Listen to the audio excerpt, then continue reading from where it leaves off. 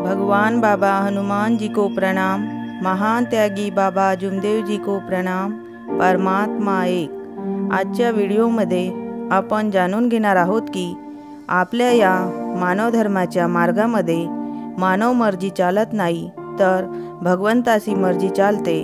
म्हणून मार्गातील सेवकांनी नेहमी या गोष्टीची आठवण ठेवून आपले कर्म करावे।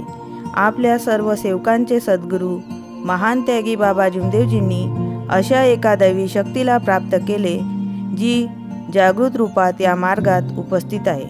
ही जागृत दैवी शक्ती संपूर्ण सृष्टीची रचयिता आहे। ती संपूर्ण ब्रह्मांडात विराजमान आहे। या दैवी शक्तीचा अंश प्रत्येक जीवित आत्म्यात विराजमान आहे आणि म्हणून महान त्यागी बाबा जुमदेवजींनी या दैवी शक्तीचा परिचय आपल्याला आपल्या आत्म्यात करून दिलेला आहे आणि या दैवी शक्तीला मानण्यासाठी आपल्याला तत्वशब्द नियमाचे विचार दिलेले आहेत। या विचाराप्रमाणेच म्हणजेच बाबांच्या आदेशाप्रमाणेच आपल्याला या मार्गात आपले कर्म करायचे आहेत। तेव्हा कुठे या मार्गातील एक भगवंत आपल्या कार्यांना साथ देतो व आपले कार्य निर्विघ्नपणे पार पडत असतात। परंतु आपण आकाररूपी मानव आहोत। जरी या दैवी शक्तीचा अंश आमच्या आत्म्यात विराजमान असला तरी आमच्यातील विकार आम्ही पूर्णपणे नष्ट करू शकलो नाहीत आणि मानवी स्वभावाचे विकार आहेत मोह, माया, क्रोध, अहंकार, लोभ। या विकारांच्या आहारी जाऊन आपण आपले कर्म करीत असतो।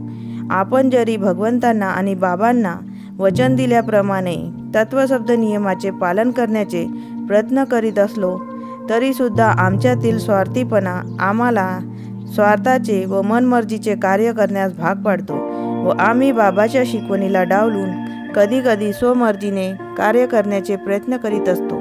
परंतु आपल्या या मार्गातील भगवंत कृपा ही 24 तास जागृत असल्यामुळे आपले स्वार्थाचे व स्वमर्जीचे कार्य संपन्न होत नाही। त्यात अनेक अडीअडचणी निर्माण होतात। भगवंत आपल्या कार्याला साथ देत नाही। म्हणून आपण सेवकांनी कोणतेही कार्य करताना बाबांच्या आदेशाप्रमाणे कार्य करावे। आपल्या मार्गदर्शकांचे विचार घ्यावेत तेव्हाच आपले कार्य करावे व आपल्या सद्गुरूंनी दिलेल्या आदेशाचे पालन करून तत्वशब्द नियमाचे काटेकोरपणे पालन करावे। कारण या मार्गातील दैवी शक्ती आपल्याला तेव्हाच साथ देत असते व आपल्या जीवनाचे मार्ग सुकर करीत असते।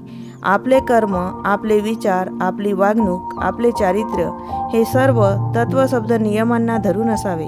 तेव्हा कुठे या मार्गातील दैवी शक्ती आम्हाला आमच्या जीवनात आधार देत असते।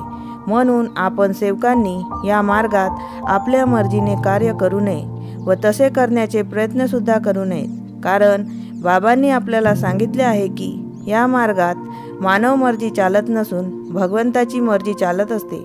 म्हणून मार्गातील प्रत्येक सेवकांनी बाबांच्या या आदेशाचे पालन करावे व तत्वशब्द नियमाने या मार्गात चालावे हीच नम्र विनंती। नमस्कार जी। नमस्कार जी। माझे व्हिडिओ आवडले असल्यास माझ्या चॅनलला लाईक, शेअर व सबस्क्राईब करा।